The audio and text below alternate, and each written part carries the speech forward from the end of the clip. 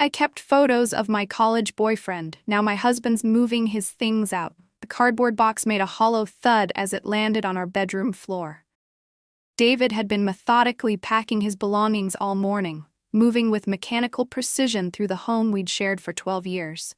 I sat on the edge of our bed, my bed now, I suppose, watching him gather pieces of his life. "I think I'll take the record player," he said, not looking at me. His voice was flat, drained of the warmth that had once made me feel so safe. "Unless you want it." "You should take it," I replied. "It was yours before we met." He nodded, reaching for the vintage turntable we'd found at a flea market in Portland during happier times.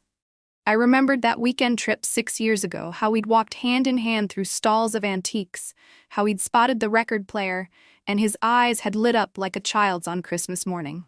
Now, his movements were perfunctory as he wrapped it in bubble wrap and placed it in another waiting box. The silence between us was punctuated only by the sound of packing tape being pulled and pressed into place. How had we arrived here? The question had plagued me for weeks, though I knew the answer. It had started with a dusty shoebox and ended with this David leaving the life we'd built together. I hadn't opened the keepsake box in years. It had traveled with me from my parents' house to my college dorm, then to my first apartment, and finally to the modest 2-bedroom house David and I had purchased in a quiet Seattle suburb. The box had always remained tucked away at the back of my closet, forgotten but never quite abandoned. 2 months ago, during a spring cleaning frenzy, I'd pulled it out while David was at a conference in Chicago. The cardboard was soft at the corners from years of neglect, but the contents inside remained pristine, preserved like artifacts from another life. Photos of Michael smiled up at me from glossy 4x6 prints. Michael with his arm around my shoulders at a bonfire on the beach. Michael leaning against his beat-up Honda Civic, wearing the flannel shirt I'd given him for his birthday. Michael and me in formal wear before the winter dance, looking impossibly young and hopeful. Michael had been my first real love, the kind that consumes you in your early 20s, when everything feels both ephemeral and eternal. We'd met sophomore year in an English literature class, and for 3 years, he had been the center of my universe. We'd planned a future together, graduate school for both of us, then teaching positions at the same university, a small house with a garden, maybe children someday. But life rarely follows the paths we imagine for ourselves at 21. A prestigious fellowship had taken him to London after graduation, and our relationship hadn't survived the distance. The breakup had been devastating, leaving me hollow for months afterward. Eventually, I'd packed away the photographs and letters, the movie ticket stubs and dried flowers, sealing them in this box of memories I couldn't quite part with. I don't know why I kept looking through those mementos that afternoon. Perhaps it was nostalgia, or maybe simple curiosity about the girl I once was. I found myself smiling at the photographs, remembering the intensity of first love, both its joy and its pain. I read through old letters, tracing Michael's handwriting with my fingertips, wondering fleetingly where he might be now, what kind of life he had built. When I heard David's key in the front door, I didn't rush to put the box away. There was nothing to hide. David knew about Michael. I'd mentioned him occasionally over the years, the way one might reference any significant relationship from the past. David had his own previous loves, women whose names I knew, whose existence in his history I'd accepted as naturally as he had accepted mine. "Hey, I'm home early," David called, his footsteps approaching our bedroom. Flight got in ahead of schedule. I looked up from the box, smiling at my husband of 11 years. "Welcome back. How was Chicago?" David paused in the doorway, his eyes moving from my face to the photographs spread across our comforter. "What's all this?" he asked, setting down his carry-on bag. "Just some old keepsakes I found while cleaning," I explained, beginning to gather the photos. "Stuff from college." He stepped closer, picking up one of the pictures Michael and me on a hiking trail, the autumn foliage blazing around us. "Your ex?" he asked, and something in his tone made me look up. His expression was neutral, but there was a tightness around his eyes I couldn't quite read. "Yeah, Michael," I said. "I was just taking a little trip down memory lane. Found this box at the back of the closet." David nodded, setting the photo down carefully. "You kept a lot of stuff." I shrugged, feeling suddenly and inexplicably defensive. I guess I did. I haven't looked at any of it in years. Was all he said, turning away to unpack his suitcase. I gathered the photographs and letters, returning them to the box. The moment felt strangely charged, though I couldn't articulate why. David and I had always been open with each other about our pasts. We'd even run into his college girlfriend once at a mutual friend's wedding, and the three of us had chatted easily, without a hint of awkwardness. "How was the conference?" I asked, changing the subject as I slid the box back into the closet. "Fine," he replied, his back to me as he methodically hung up his dress shirts. "Usual stuff. Networking. Presentations." That evening something felt off between us. David was quieter than usual, watching me with an intensity that made me uneasy. When I asked if everything was okay, he assured me it was, blaming fatigue from his trip and the time zone difference. I believed him because I wanted to, because the alternative, that something fundamental had shifted between us, was too unsettling to contemplate. But in the days that followed, the distance between us grew.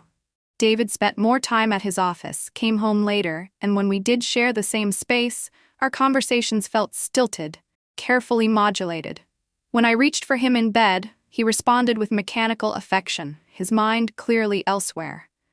2 weeks after finding the box, I confronted him. "Something's wrong," I said one evening as we sat at opposite ends of the couch, nominally watching a show neither of us was following.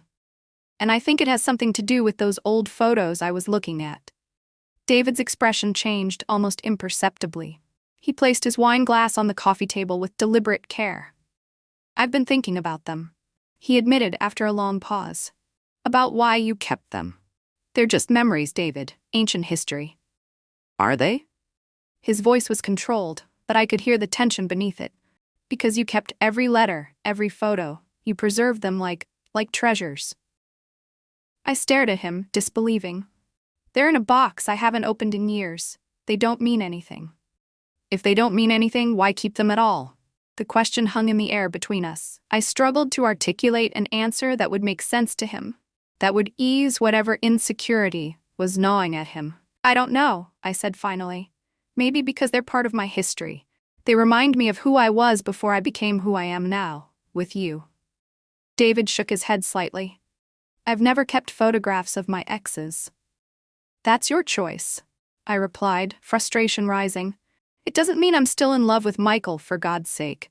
I haven't seen or spoken to him in 15 years. "But you've thought about him." I threw up my hands. "Of course I've thought about him occasionally, just like I'm sure you've thought about your past relationships.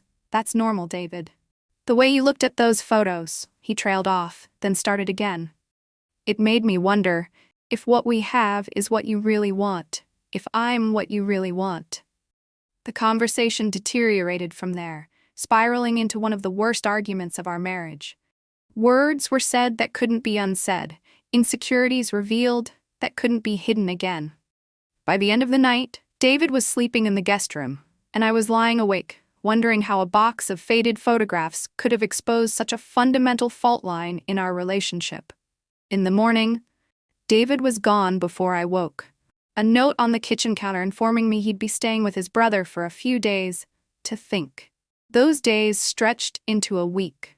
Our only communication consisting of terse text messages about practicalities, bills that needed paying, mail that had arrived, the leak in the bathroom faucet that needed fixing. When he finally returned home, it was with a detachment that frightened me. He said he needed to understand where he stood in my life, whether he was truly my choice or merely the man who had been there after Michael. "That's absurd," I told him, tears of frustration stinging my eyes. "We've been married for 11 years. We built this life together. How can you question that based on some old photographs?" "It's not about the photographs," he replied quietly. "It's about what they represent. I saw your face when you were looking at them, Emma. You were somewhere else, with him. No matter how I protested, no matter how I tried to explain that nostalgia wasn't the same as longing, that memories weren't desires, David couldn't or wouldn't understand. Something had broken between us, something I didn't know how to fix. We tried counseling, but David attended the sessions with a detachment that rendered them nearly useless. The therapist suggested that perhaps the photographs had merely been a catalyst, exposing deeper issues in our marriage that we'd been avoiding. David latched on to this explanation, suddenly cataloging a litany of grievances I hadn't known existed. My supposed emotional distance, my independence that he now reframed as unwillingness to truly commit, my occasional mention of Michael over the years that he now saw as evidence of an ongoing attachment. 6 weeks after that fateful afternoon, David announced that he wanted a separation. "I need to know if I'm your first choice," he said, his voice hollow, "and I don't think I can know that while we're together." I was stunned, then angry, then desperate, cycling through emotions so rapidly I could barely keep up. I offered to throw away the box, to never mention Michael again, to do whatever it took to convince him of my commitment. But David's mind was made up. He'd signed a 6-month lease on an apartment across town, and he would be moving out the following weekend. Now watching him pack, I felt numb. The box of Michael's photographs and letters sat on the top shelf of our closet, untouched since that day. I'd contemplated throwing it away a dozen times, but something had stopped me, not attachment to Michael, but a stubborn refusal to erase parts of my past to appease David's insecurities. "I think that's the last of it," David said, sealing the final box. His side of the closet was empty now, his dresser drawers bare. He'd taken only what was unquestionably his, leaving behind the furniture we'd chosen together, the art we'd collected, the life we'd built. I nodded, not trusting myself to speak. Outside, his brother's SUV was parked in our driveway, waiting to transport the pieces of David's life to his new apartment. "I'll call you in a few days," he said, hefting a box. "About the house, I think we should sell it." Another piece of our shared life, reduced to an asset to be divided. I nodded again, mechanical. As David carried the last of his belongings out to the car, I remained seated on the bed, listening to the sounds of our marriage ending, footsteps on the stairs, the front door opening and closing, car doors slamming, and engines starting. Only when the sound of the vehicle had faded did I allow myself to move. I walked to the closet and reached for the shoebox on the top shelf. It felt lighter than I remembered, inconsequential in my hands. I carried it to the bed and opened it one last time. The photographs were exactly as I'd left them, frozen moments from another life, featuring a girl who looked like me but wasn't me anymore. I picked up a picture of Michael and myself standing before his dorm room, both of us laughing at some forgotten joke. We looked so young, so unformed. I barely recognized myself in that carefree girl with eager eyes and a heart wide open to possibilities. For the first time, I saw what David might have seen when he found me looking at these photos, not longing for Michael specifically, but perhaps longing for that version of myself. The girl who believed in perfect love stories, who hadn't yet learned about compromise and forgiveness, who thought relationships could be preserved in perfect stasis like these photographs. I gathered the photos and letters, ticket stubs and dried flowers, and carried them to the kitchen. One by one, I fed them into the garbage disposal, watching as the evidence of my first love disappeared into oblivion. Not for David, he was already gone, but for myself. Not because these memories were a threat to my marriage, but because I no longer needed them to remember who I had been. When the box was empty, I stood in the kitchen of the house that was now just mine, feeling strangely unburdened. Not because I had erased Michael from my history, but because I had finally understood that preserving the past didn't help me live in the present. I picked up my phone and scrolled to David's number. My finger hovered over the call button for a long moment before I set the phone down again. There would be time for conversations later, about the house, about our marriage, about whether what had broken could be mended. But not today. Today, I walked through the half-empty house, touching the spaces where David's things had been, allowing myself to feel the ache of his absence. Then I opened all the windows, letting fresh spring air sweep through rooms that suddenly felt too large, too quiet. I put on music, not one of David's records, but a playlist of my own, and I began to clean. As evening fell, I sat on our front porch with a glass of wine, watching as lights came on in neighboring houses. Families gathering for dinner, couples settling in for the night, lives continuing in their familiar patterns while mine had been upended.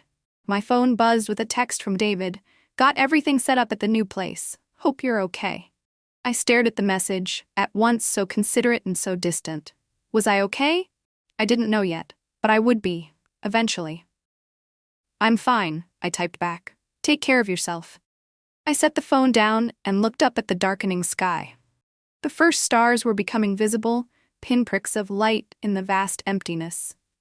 I thought about how we measure our lives in photographs kept and discarded, in boxes packed and unpacked, in relationships that shape us even after they end. David had asked if he was my first choice, but the question itself was flawed. We aren't ever choosing between our past and present loves, but between different versions of ourselves, who we were, who we are, who we might become. Tomorrow, I would begin the process of figuring out who I might be now alone again, after 12 years of being part of a we. It would be difficult, painful even, but also necessary. Whether David and I would find our way back to each other or continue on separate paths remained to be seen. For tonight, though, I sat in the growing darkness, feeling the weight of my solitude and finding, to my surprise, that I could bear it. The box of photographs was gone, but the lessons of that first love remained with me. How to open my heart, how to risk pain for connection, how to let go when necessary. These were the true keepsakes, the ones that couldn't be packed away in boxes or destroyed in moments of despair. They had shaped the woman I had become, a woman who could survive this loss as she had survived others, who could build a new life from the foundations of the old one. As I finished my wine and prepared to go inside, I made a silent promise to myself. Whatever came next, reconciliation or divorce, solitude or new love, I would face it openly, without hiding pieces of myself away in boxes or behind walls of protection. It was the only way forward I could imagine, the only choice that honored both who I had been and who I might become. The house was quiet as I locked the door behind me, but it was a quiet full of possibility, rather than emptiness. I went to bed alone, in sheets that still smelled faintly of David's cologne, and I slept dreamlessly for the first time in weeks. In the morning, light streamed through windows I had forgotten to close, warming the room and waking me gently. I lay still for a moment, orienting myself in this new reality, not David's wife anymore, not quite single again, suspended somewhere in between. Then I rose and began the first day of whatever came next.